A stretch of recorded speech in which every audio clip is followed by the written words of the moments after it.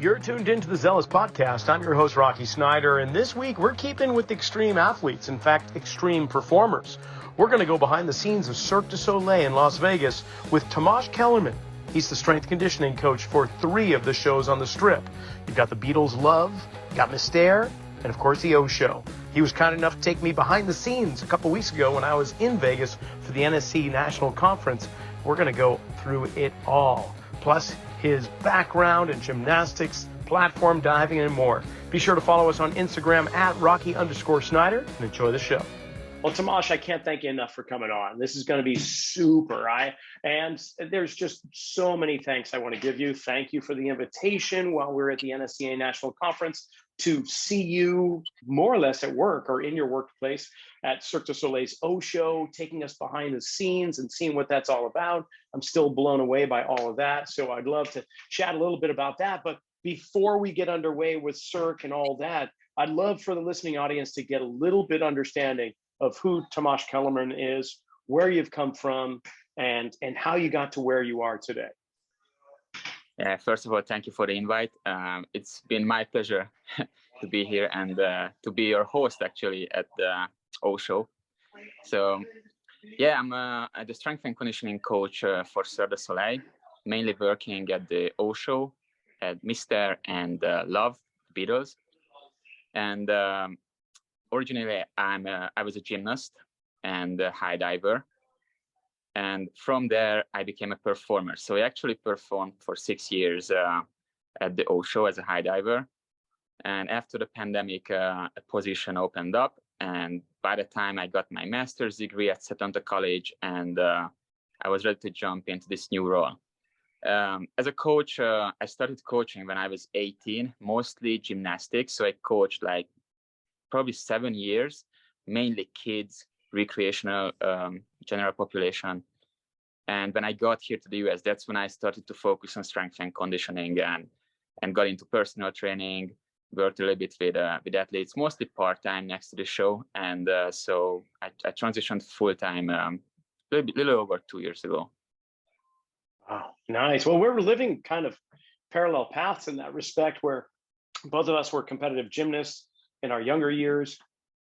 And actually, I was a gymnastics coach as well back in my hometown, as well as when I came out to Santa Cruz, the Santa Cruz Gymnastics Academy, worked as a part-time coach there with little kids and so on. So, but you took it one step further. What made you transition from gymnastics to high diving or platform diving?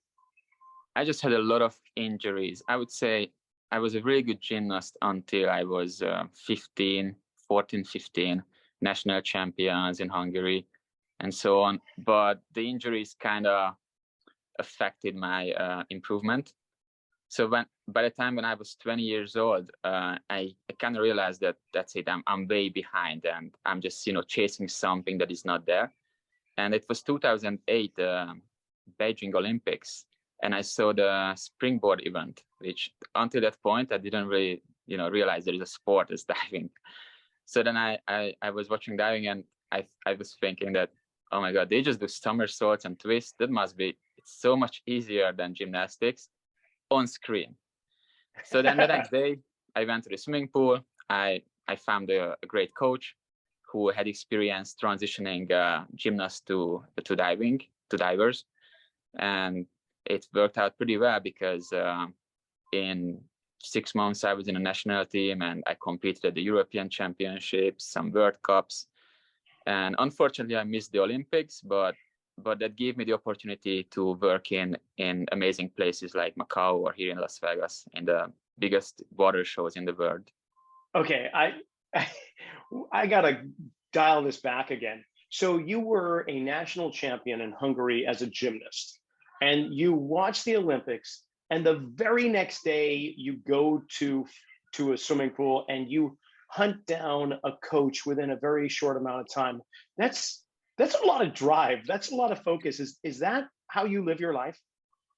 I just had that feeling that this is something I have to try. And even though it was late, I started to look for articles that, transitioning from gymnastics to diving. And I saw it's not like I'm so special, because it happens quite often. Not always. So you still have to have that kind of body awareness. It's different sport, but once you get comfortable landing head first, obviously there is many things that is similar. There is a reason why divers early on they start with gymnastics. So there was this coach who actually got another diver to the Olympics when he transitioned when he was 16. And I just wanted to follow that foot. I just wanted to get to the Olympics no matter what. And it very like after the first few trainings, I just fell in love with diving. And I told my coach, who was by the way my dad, that I'm done with gymnastics. Really? What was that like? How was that conversation? That wasn't easy because he was an Olympic medalist in gymnastics. So that's how, as early on, I got to the gym, and I was just playing around and I stuck there. I also love gymnastics. Pretty much everything I do up until today, it's because of gymnastics. And it was not easy for him, but obviously he understood, and it turned out pretty well. I would say so. So from Hungary, did you say you went to Macau? Yes. And what were you doing there? That's like I was working as a high diver already over there, and it's like Cirque du Soleil in Asia, like one of the biggest water show. And that was a time when I actually learned high diving, because when they hired me, I told them that there is one thing I'm not doing is diving from platform from 80 feet, 85 feet. So somehow when you see others doing it and you see the process, how they prepare a springboard diver and go up higher and higher, you kind of have that adrenaline rush that you want to do it as well. What was your first dive like at 80 something feet? That was something else. Like it's a 2.5 seconds, almost 3 seconds free fall. So the feeling cannot be compared to anything else. It's scary, but it's exciting. And one of the most hardest thing in high diving is the impact, to make sure you're ready for that impact. For me, and that's my personal experience, there wasn't one dive and I'm like, it felt so good. Like there is always that impact affects you. There is a reason why high divers can do high volume of dives from that height. So they have that low height where they train from. They go a little bit higher, but they do the biggest volume at the lowest height, technical skill training, and then a lot of visualization. But physically and mentally, especially both of them, I would say even, it's very demanding. Wow, I would say so. I mean, from all perspectives, mental and physical for sure, emotional, all of that. Okay, so from Macau, did you enroll at Setanta College from there?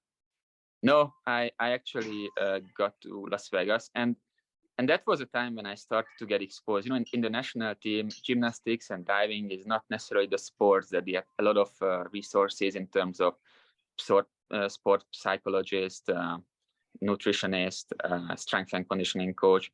So we didn't really have those. And here at Cirque du Soleil, I was exposed to a great strength and conditioning coach, who, by the way, was one of your guests, Ridge. Ridge Kiley, yeah. Yes. Ridge, for listening audience, Ridge was, I would say, a predecessor of Tamas, where look for the earlier episodes of the Zealous podcast and you'll find Ridge Kiley and Cirque du Soleil. Yeah, and when I got here, that's when I started to fall in love. I actually never weightlifted before I got here. It was, gymnastics, we all do body weights, diving. These days, I see more and more lifting involved. But I just saw the benefits that gave me, because when you're exposed to an environment where you have to do 480 shows a year, and every year there is not much break, you have to consistently keep your body in very good shape, so you can reduce the risk of injuries. And it in the 5-6 years while I was there, I barely got injured. Maybe I was just lucky. Maybe I got the right programs from my coach. Who knows what was the secret sauce? But that's how I started to feel like I need to study. I need to expand my knowledge, because until that time I had a bachelor's degree. So I got my CSCS, I got my master's from Setanta College, which was a great experience, by the way, learning while I could do my job as well. And how did you find out? I'm just curious. How did you find out about Setanta? To be honest, I was just Googling places like where I could do my master's, and when I saw the coaches who were actually lecturers at the college, like the names were just Des Ryan, Lauren Lando, Ian Jeffries, like big names in strength and conditioning, and those names were like, it was obvious that I'm going to choose that option. If I can learn from a coach who is knowledgeable on the science part, but also working on the field with actual athletes, I'm going to choose that one because I want to learn from them. Right on. Yeah, we'll put a free plug in for Setanta College right now. In fact, I'm going to be following in your footsteps in just a matter of weeks. Sometime in September, I'll start my master's program there for sports injury and return to performance. And I'm very excited to be learning. And the nice thing is that you were mentioning before we got on the air, is that it fits into your lifestyle. If you're a working professional, if you're a father like you are of young children, me a bit older, but it just allows me to learn at my own pace, to not be interruptive through my business day, but to integrate it all. And within a couple of years, you've got an accreditable degree. So yeah, look into Setanta College for sure. So you got your master's, you're standing up there at 65 feet above Cirque du Soleil's swimming pool, looking down at this wedge-shaped opening that you and two other guys standing on the platform near the end of the show are going to have to somehow manage to get in without hitting the sides of the pools, with getting the right entry into the water and so on. I understand you had an epiphany at one of those moments. Yes, it was closer to the end of my career when I had my first child. And you kind of look at from a different perspective what you're doing and how long you want to keep doing that. But from the beginning, I had this in my mind that as soon as I have an option, I want to move to coaching. So as soon as I started my master's degree, I knew that once I have that one and I have an option, I want to work with athletes full time. And if it's possible at Cirque du Soleil, it would be amazing. But if it's somewhere else and later I come back, that's also great, because to be honest, it's the positions are very limited. So that it just happened, perfect timing, luck, who knows why. But I actually worked with Ridge and another position opened up, and they felt like I'm the right fit for the job. So I've been doing this for 2 years, so hopefully I'm not doing that. Now, no, I imagine that you're not. And from what I've seen, and just by hanging out with you during the national conference a few weeks ago, I can see that you're doing a wonderful job. But I've got to say, boy, is your job just amazingly complex. Because you think about a football strength conditioning coach designing programs for different positions. You've got your linemen, the O-line, the D-line. You've got your corners, your secondaries. You've got your quarterback and your punter and kicker. You got your special teams. Everyone's got unique positions and therefore unique physical requirements. There's a different needs analysis for almost everyone on the team. So the programs that are created within a football team are quite vast and diverse. But now you've got 80 performers or so in one show. You're dealing with 3 shows. You're dealing with synchronized swimmers. You're dealing with power lifters, contortionists, high divers, gymnasts, jugglers, clowns. The list continues on. I think your programming is the most diverse, comparable to the previous guest, which was Christoph Wies, over with Red Bull and all his extreme athletes from last week. But I mean, what is it like, Tamas? What, in terms of program design, and give us an idea of the different types of athletes you're having to work with. Yeah, you get to work with. I actually completely agree what Christoph said, and I can very much relate to those things. because our job's somewhat similar in terms of working with unique athletes. But as you said, it's a very complex job. So I always look at it when I approach programming that the more complex the environment, the more I have to simplify things. And so I work with 150 athletes currently that they come from 30 different countries, and they do 20 different disciplines. That's like 20 different sports. So it's a big operation. It's a big task. And actually at the NSCA conference, a lot of coach came to me and asked me, and they told me that they saw one of the show and how amazing these athletes, these artists are amazing, and they can't even imagine how to train them. And my answer was like their programs and their needs are more general than they think, because what they do all day long is so specific and at such a high volume that makes your programming somewhat easier. Because when you actually do your needs analysis and you rely many times on observation and your coach's eye, because you don't have a ton of research behind you, that needs analysis helps you what to avoid. Because if they do this kind of, they go through the same movement pattern, they stress the same joints every night, 10 times a week, 480 times a year, plus they have extra act-specific skill trainings before the shows many times.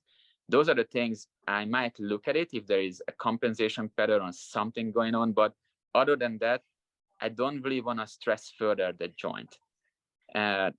Most of the athletes are strength power athletes, so high force output, high power. That comes with a cost, and so in my program, I don't necessarily want to stress further those joints, and that's the basic principle. Other principles, I have to avoid soreness because every night they have to perform. We normally work at sub-max level because that can get you strong as well, and not necessarily pushing to the limits. Because during the day you do a maximum intensity work, and at night performing 2 shows, that's not necessarily doable, and probably the buy-in wouldn't be amazing. And short, effective workouts. Ideally, if I can have them in for 30-35 minutes, that's ideal. I don't necessarily want to see them doing more.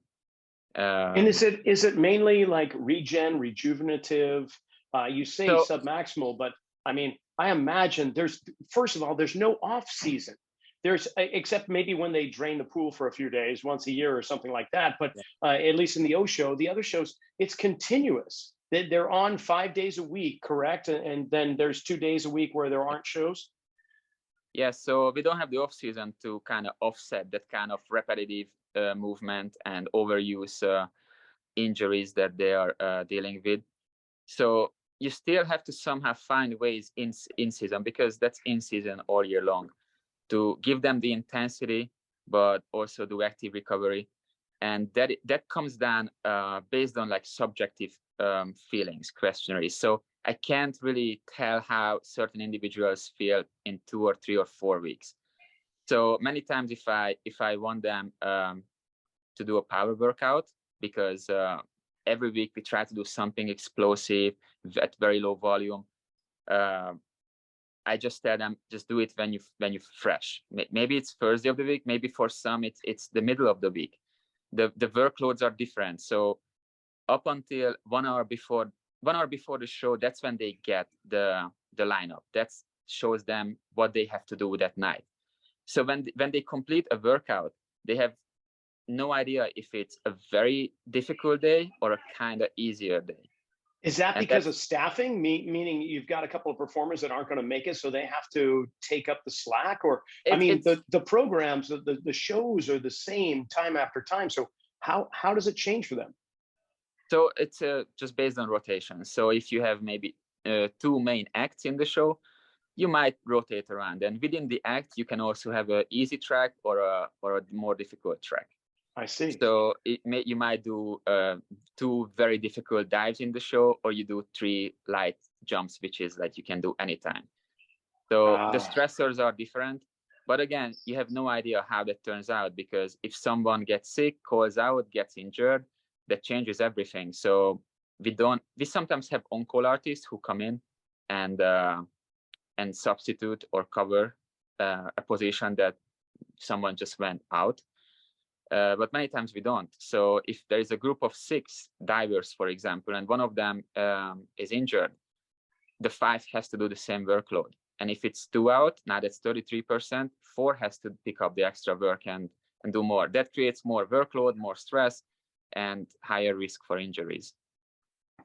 Okay, now let's talk a little bit about injuries, because some of the performers are more susceptible than others, right? You've got some of your performers have been with these shows since their inception, a few at least, but then there's others that they can only rotate in for 2 to 3 years before they have to move on, mainly due to the wear and tear that's required in the performance.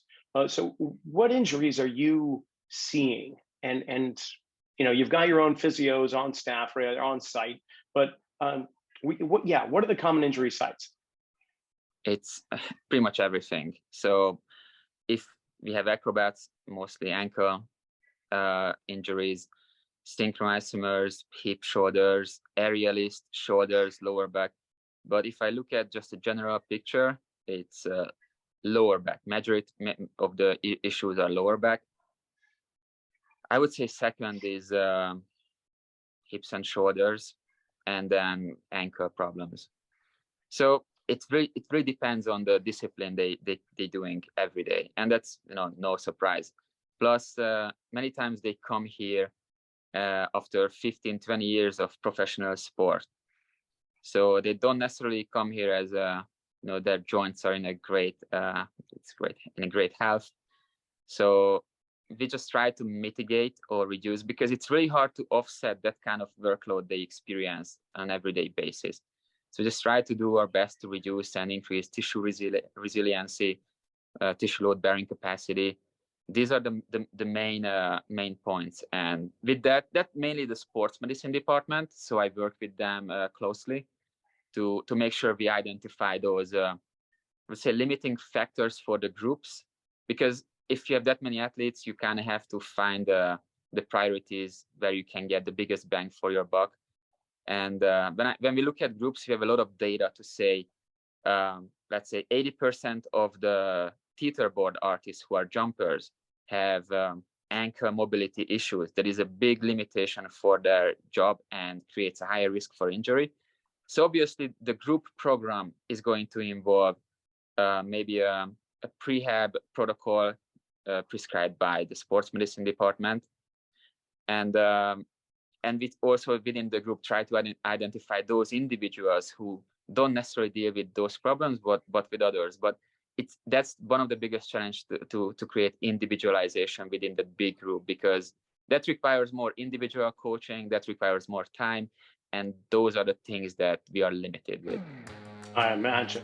We're going to take a pause in the action, a little intermission here, because I want to tell you about a course that I'll be teaching, a workshop, in fact, called Exploring Foot Wedges. This will be September 23rd, just outside of Boston, at Physio X Physical Therapy Clinic in Needham, Massachusetts.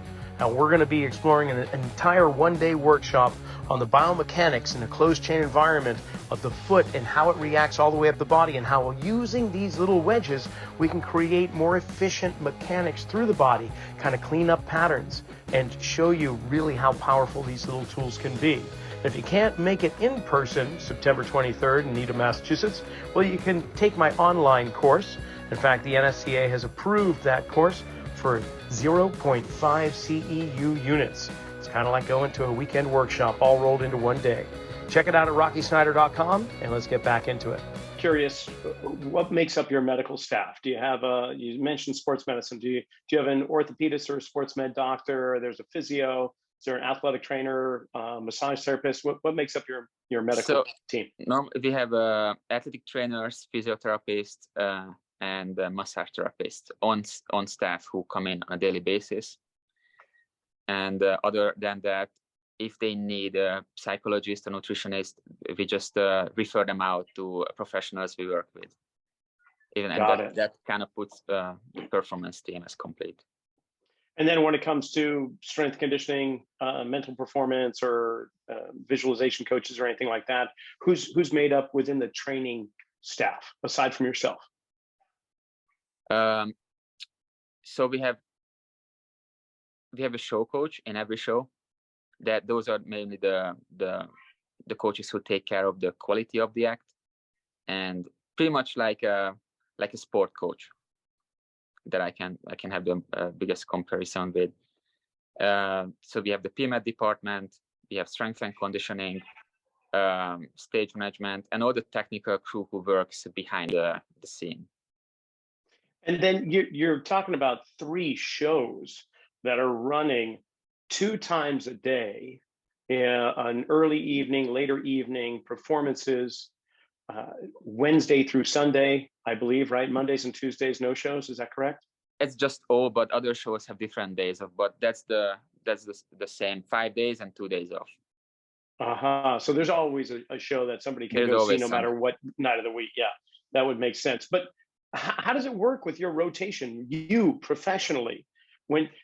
How much time do you spend at Love? How much time do you spend at O, or so on? What's it like?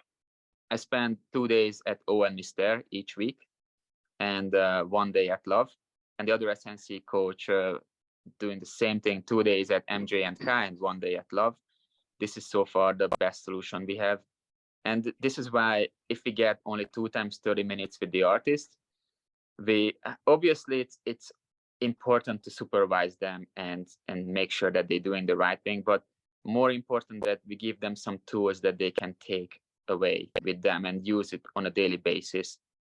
And when I see those things coming back, when I see them warming up and they use some of the things I gave them and they felt like it's beneficial, those are the things that I'm kind of looking for as a big win. And your days of the week stay consistent, so that there's no guess as to when you're going to be there. The performers always know, okay, these are Tamas's days with us, and so on. Yeah, it's standard. When we set up the schedule, it basically depends on the show. They can request that, or they ask the artist which days are the most optimal that you guys want to have an SNC coach.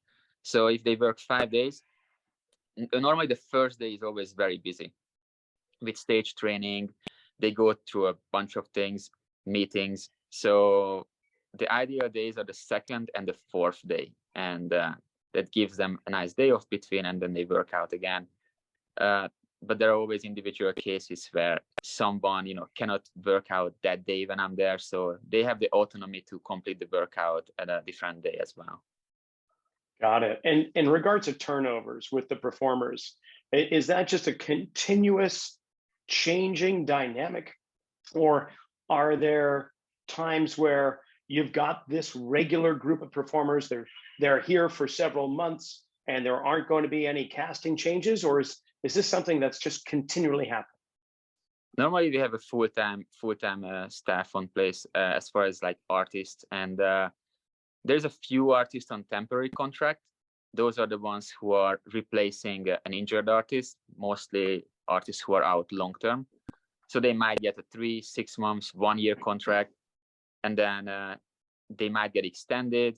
There are changes, but every show has full-time artists, and I would say 80-90% of the cast is full-time. So there are no changes. They do the same shows. There is no rotation between the shows. Unless an artist wants to change, but then they request to be transferred to a different show. But like this week, do you have any new performers coming in? New artists? Last few weeks, I had a few new performers, yes. And how frequently does that occur for you, where you've got some new people coming in? Yeah, it really depends on the weeks, months. If you have contract renewals that is 6 months before their contract expires, we know ahead of time that we are going to expect 5 to 10 new artists at the end of the year, so you can prepare for those. But sometimes it happens just immediately. Someone is out and they have to find another artist quickly, and then next week a new artist shows up and we go through the regular protocol we use.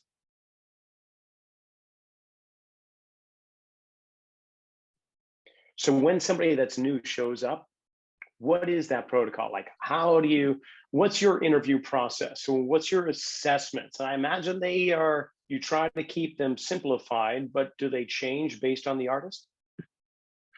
So first, when they on the very first day, they are going to go through a PMAD assessment that is mostly on the table. They go through it's an extensive 1 hour testing procedure, joint range of motion, posture, all the things, previous history, injuries. So the PMAD department takes care a big part of those, and they also go through a physical assessment that is, I would say, very basic. Currently, we don't necessarily utilize technologies, which is going to change very soon because we just got force plates and force frames. So that's another topic to talk about. But currently, we do a step test estimating VO2 max, a basic strength test with trap bar deadlift based on body weight percentage. We're looking for certain thresholds to hit, and some upper body tests, inverted rows. It's very basic. I would say a very quick assessment process, very general. Cool. All right. So then they integrate into the mix.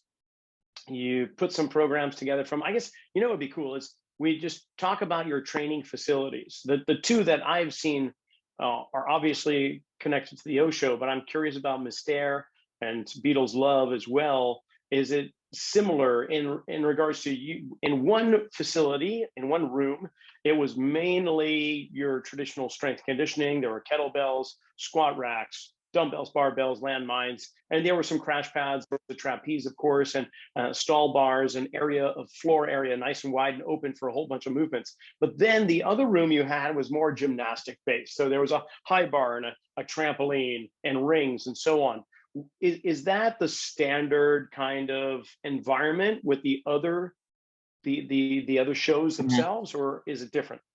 It's completely different. So every show is completely different. Some shows have a huge space with a decent area for strength and conditioning and for weights, racks, and some shows are very tiny because initially when like strength and conditioning, it doesn't have a huge tradition in the entertainment industry or Cirque du Soleil.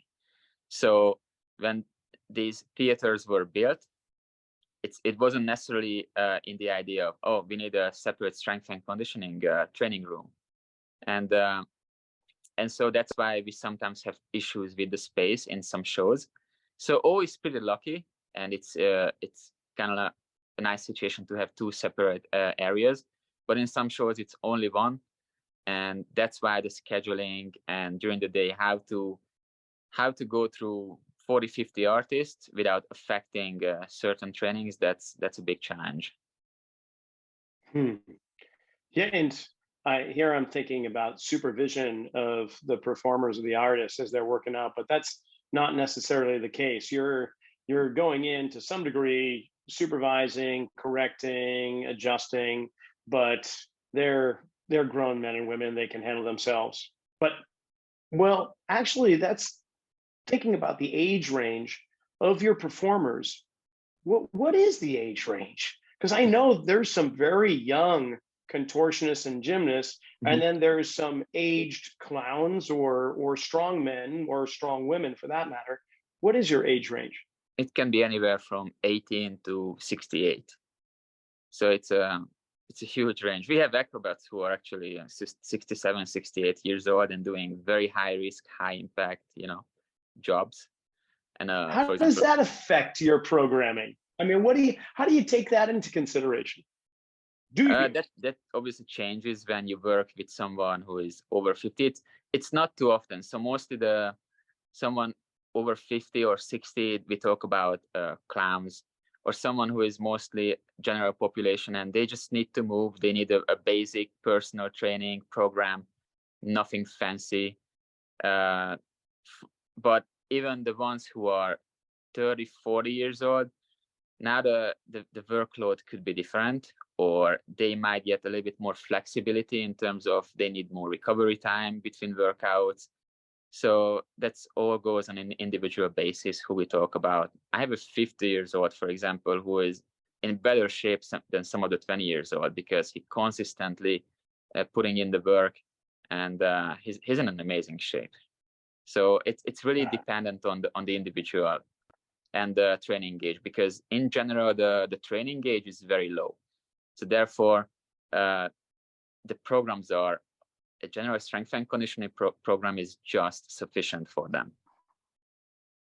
And how many are proficient or familiar with strength conditioning when they first arrive? I mean, how much buy-in do you really need to create? That's one of the biggest challenges, buy-in, because artists coming here, especially coming from an artistic sport, just like my experience, they're not really exposed to this type of training. There's a lot of misconception about using weights and bulking up and getting injured because they use weights, and they don't even know that, for example, my program, there's zero Olympic lifting, there's zero back squat, there is zero certain things, because you just have to look at the risk benefit ratio, and they're already dealing with back problems, back issues. So I explained them that it's not about heavy strength and conditioning is not heavy lifting. We use certain tools to chase an adaptation to maybe make you stronger, and that gives you resiliency and work capacity. But there are other ways, and we might break it down all the way to the joint level. And when they realize that we work with movements and not muscle groups, it takes time, and they need to go through that experience. And many times you just need to give them what they want so you can give them what they need. And I like to use that phrase of they many times come to you with requests. I only want to work with body weight.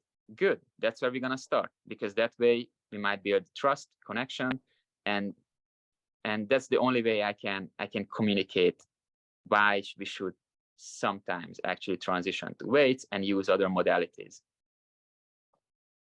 Got it. Okay, so I imagine also, in regards to buy-in, it's a lot easier to find somebody in the group, whether they're the alpha artist in a specific category, or they're just somebody that may have some influence amongst their peers and fellow artists, but you get them to buy in, and it's a heck of a lot easier for their colleagues to do the same. Is that kind of one of your approaches? Yes, so we highly rely on the artist coaches. Every group, every discipline has an artist coach, and they are the leaders. And since they are with them all day long, 5 days a week, I'm there 2 days a week, they're a big help. So if we have a buy-in from the artist coach, that creates a better buy-in from the rest of the group. So that's absolutely true. Right on. And not to pick favorites here or anything, but out of the 3 shows, obviously you've got quite a background in diving, so I won't be surprised if you actually say the O show. But is there one performance that you have a favoritism toward? Mm-hmm. Initially, when I started, it's interesting because I just wanted to have one thing, not to coach at the O show, because I had different relationships with those people.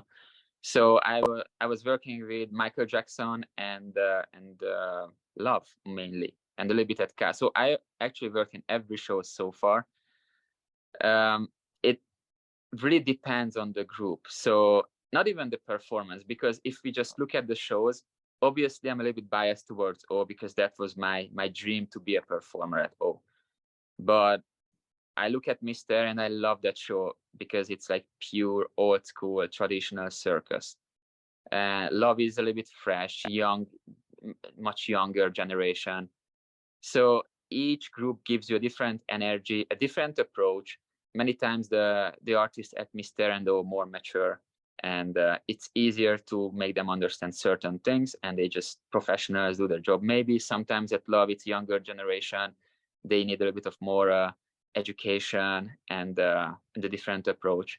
So it's a big mixture of everything, and that's why I like this job, not to be only in one show, although it would be very ideal, and hopefully we get there one day. but every day it's a little bit different. It's new experience, different stimulus from the artist, different connections. I don't see you getting stale anytime soon. But what about the traveling shows? Because there are those that are in Vegas on the Strip regularly, like you say, 480 performances a year.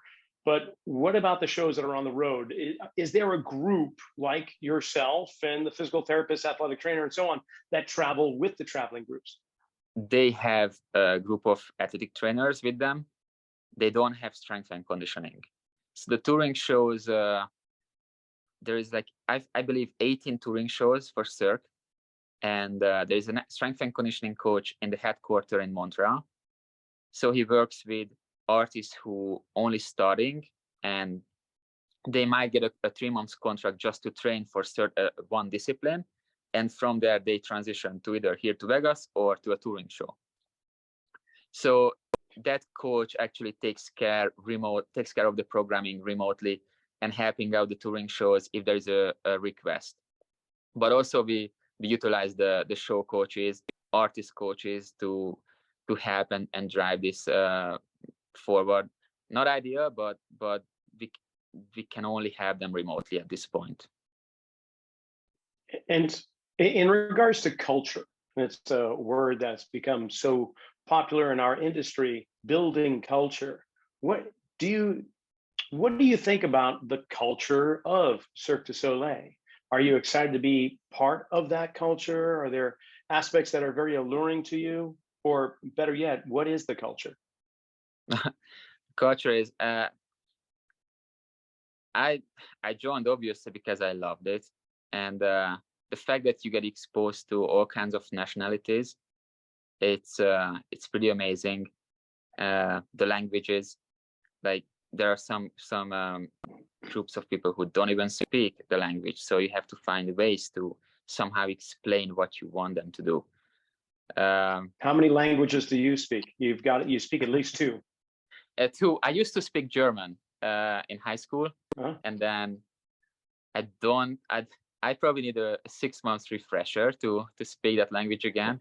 But that's Hungarian and English. Okay. So yes.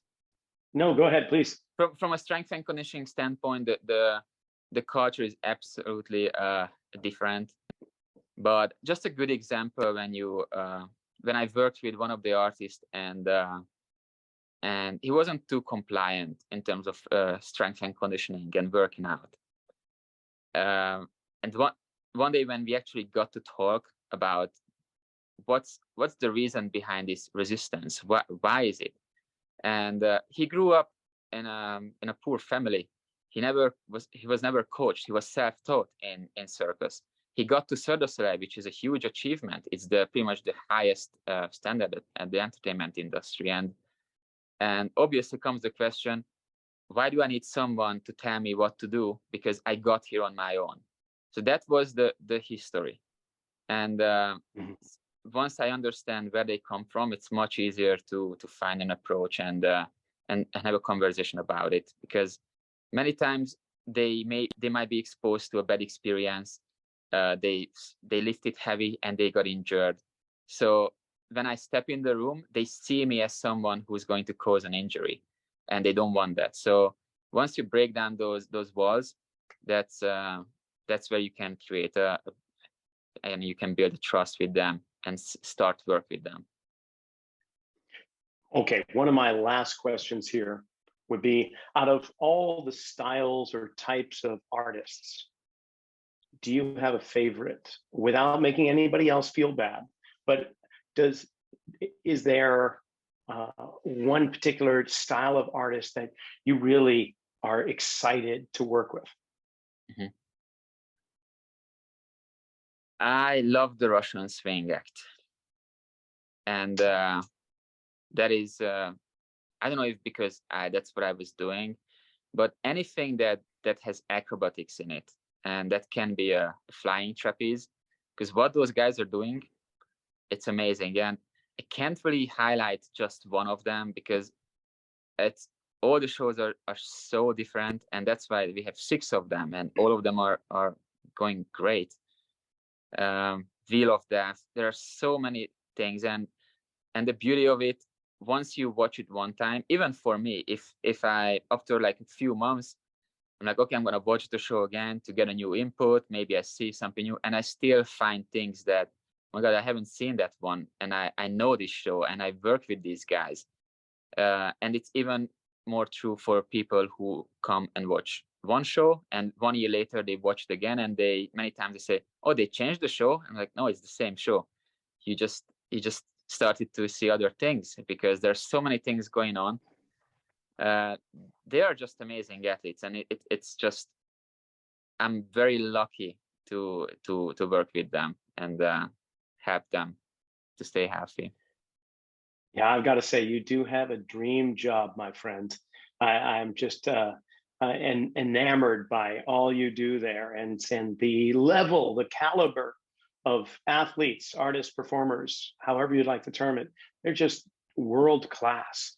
So where do you go from here? I don't want to kind of push you out the door, because you've been doing a great job, but do you aspire for other things? I love the sports. I have no idea what they are.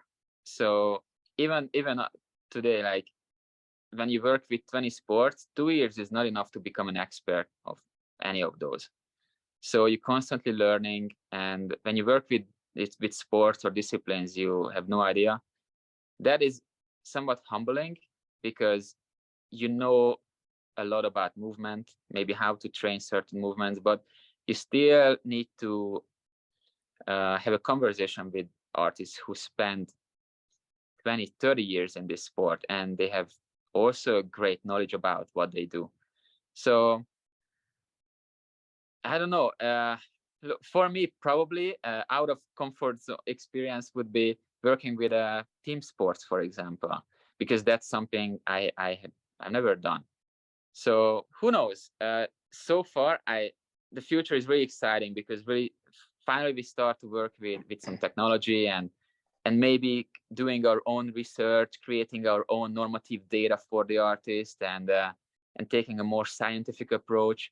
So there is a lot to look forward at Cirque, and who knows? Once I feel like I need a new stimulus, a new exciting environment, I will find those opportunities. Well, I think you've got plenty of stimuli and growth potential right where you are. And if people want to kind of follow your pursuits, I know you've got a page on LinkedIn, but do you post anything on Instagram? Can people follow you there? I would say every 6 months I post something, but yes, I'm on Instagram. About a year ago, I started. I'm going to post frequently, so I got pretty much 2 or 3 posts, and then that's it.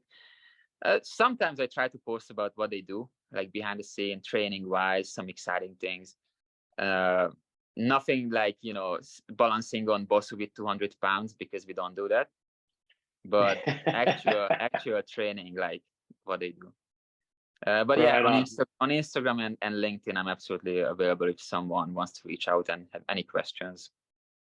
I'll put the connections in the description below, and you could also go to my Instagram page, Rocky_Snyder, and because I put a little bit of some video clips of when I was hanging out with you behind the scenes at O, so you can check those out too. Tamas, this has been great. We didn't even touch anything about sports science, so you know what that means. I'm going to have to invite you back on here somewhere down the road and get you uncomfortable in front of the screen again. But you've done a great job answering all my obscure questions, and I really appreciate your time. This has been great. Yeah, thank you so much. I appreciate the opportunity. Well, that's a wrap this week for Zealous. I want to thank Tamas for coming on, as well as the Cirque du Soleil organization.